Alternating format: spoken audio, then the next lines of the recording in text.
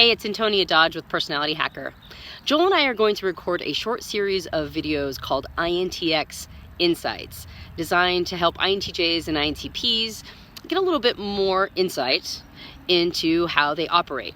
Now, this very first one, I wanted to talk about the differences between INTPs and INTJs for those of you who might still be struggling to determine your type. INTPs and INTJs on the outside can look very similar because a lot of the behaviors that their types manifest are almost like mirror images of each other. But they perform the same behaviors for very different reasons. Basically, the etymology point or the mental processes that are encouraging the behaviors are quite different between the two types. Now, I'm going to take one element of these differences, and it actually comes from a recent meetup experience that we had on our way driving up from Florida. We tend to spend time in Florida in the winter months because we live in Pennsylvania, and as you can see, it's quite cold. Right now, spring is struggling to surface, and when I came out here to start this recording, it was like mildly warmer than it is now, and I'm already freezing my ass off. So we tend to spend the winter months in Florida as much as possible. And when we drove up from Florida, we stopped in Atlanta, Georgia to do a meetup. And we had some really cool people come out. We always have really cool people come out for the meetups. And there was an INTJ named Colin who showed up and talked a little bit about an experience he had just had that I thought was super fascinating and one of the key indicators of an INTJ versus, say, an INTP. He said his friend had introduced him to a concept called an emotion wheel. Now, an emotion wheel is a chart, it's a circular chart of many different nuanced emotions that all come from more sort of gross overview emotions in the center of the chart. So in the center of the chart, you'll have something like anger or sadness, but towards the outside of the chart where it gets more defined and nuanced, you'll have emotions like nostalgia.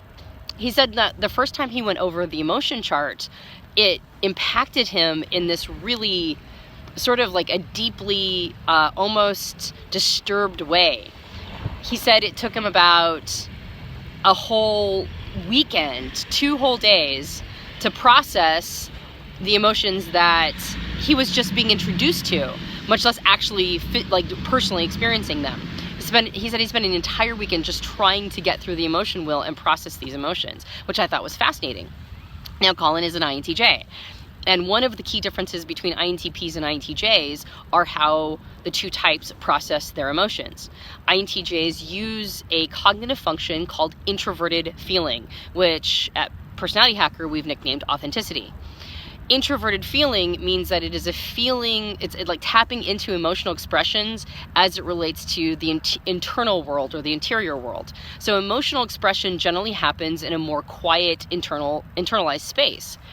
You might not be able to see the responses of the emotions from the outside world as much, but it's more like hot burning coals or turbulence happening on the inside. And so when he said he took 2 whole days to process through the emotion wheel, I thought that was fascinating because he was basically going through all of these emotions, like the information or the data of the emotions, in a deeply personalized, introverted way, because he's using introverted feelings, so that would make sense. When I've talked to INTPs, they, on the other hand, use an emotional or a feeling expression called extroverted feeling, and we call it harmony. Extroverted feeling is processing emotions in the outside world. It's about connecting with others on an emotional level. And for most INTPs, when they're feeling emotional, if they don't feel it's socially appropriate to share their emotion, they might keep it in a more subterranean level. But if they have no sense of self-consciousness around it, they are expressing their emotions, which is why INTPs can sometimes have temper tantrums that feel very unlike themselves. So INTPs are using extroverted feeling, which is emotional expression in the outside world, and INTJs are using introverted feeling, which is emotional expression internally. And that changes the entire dynamic of their relationship with their feelings and their relationship with how they emotionally process. Now, another component of how these two types have a relationship with their feeling expression or their feeling world is that for INTJs, It's called a tertiary cognitive function, or in our CAR model, the 10-year-old.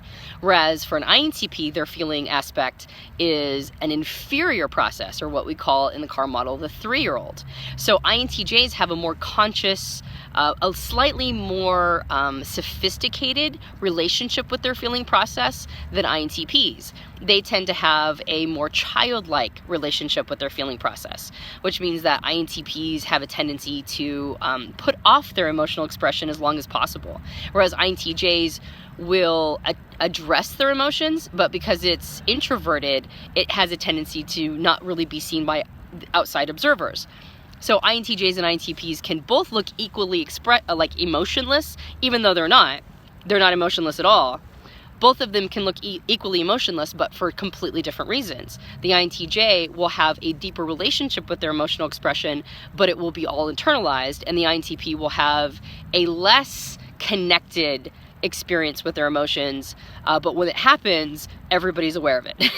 So when you're looking at INTPs and INTJs to try to determine which type you might be, if that's still a question, ask yourself what's your relationship with your emotions. Where does it fall in what's called your cognitive function stack, or your CAR model?